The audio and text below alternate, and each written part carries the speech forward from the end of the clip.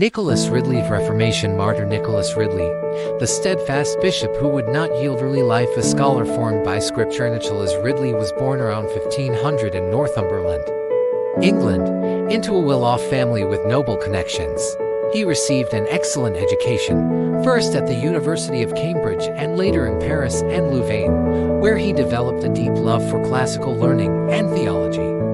It was at Cambridge that he encountered the gospel in its purest form through the study of the New Testament in Greek. The influence of Reformation ideas began to shift Ridley's convictions. Though ordained a Roman Catholic priest, he increasingly came to believe in the authority of Scripture over the traditions of the Church, through long hours of study and prayer. Ridley grew in faith and clarity. The doctrine of justification by faith alone pierced his heart and gave him a sense of peace and purpose. Struggles and failures, standing against the tide. Ridley's conversion to Protestant beliefs did not come without cost. In 1537, he was made chaplain to Archbishop Thomas Cranmer, another leader of reform. By 1547, Ridley had been appointed Bishop of Rochester and later Bishop of London, a position of great influence and controversy. He supported the removal of the Catholic Mass and the establishment of English as the language of worship. These changes, though welcomed by reformers, were met with fierce opposition. Ridley struggled not only with public outcry but with personal anguish. He knew that every decision risked division, imprisonment, or death. When Queen Mary I came to power in 1553, she quickly moved to restore Roman Catholicism. Ridley was arrested and imprisoned in the Tower of London, charged with heresy.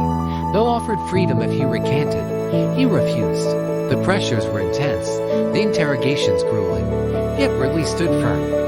Routine and discipline. The life of a pastor-theologian. Ridley's daily life reflected his dual role as both scholar and pastor. He began his mornings in prayer and Scripture, often studying for hours before attending to public duties. As Bishop of London, he preached regularly, visited churches, examined ministers, and oversaw reforms to ensure doctrinal purity. He was deeply pastoral, known for his generosity to the poor and his gentleness in counsel. Even in prison, Ridley maintained a strict routine of reading, writing, and mentoring younger reformers. He prepared himself spiritually for martyrdom, often meditating on passages about suffering for Christ.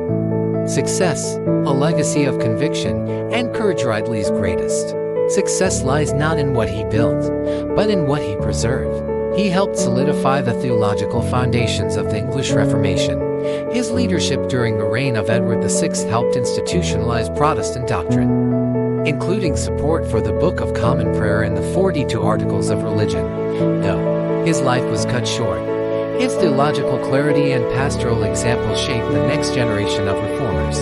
His imprisonment, trial, and final stand at the stake became a testimony to unwavering conviction.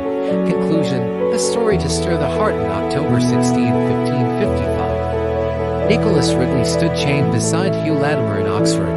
As flames leapt upward, Latimer's famous words rang out, "Be of good comfort, Master Ridley, and play the man he did."